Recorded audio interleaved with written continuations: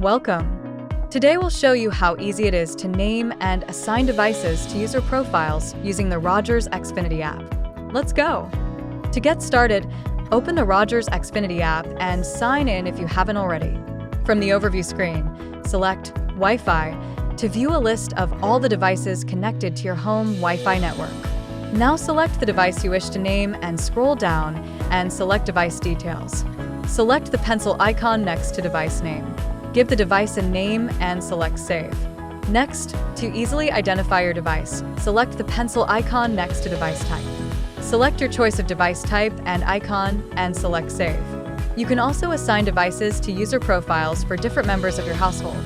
From the People menu, scroll down to the user profile you want to change and select Assign Devices. If you have already assigned devices to the user profile, you'll need to select the profile first and scroll down to the Assign Device section to see this option. Select the devices you want to assign to this user profile and finish by selecting Apply. That's it. Now you can easily identify and manage connected devices for your household with the Rogers Xfinity app.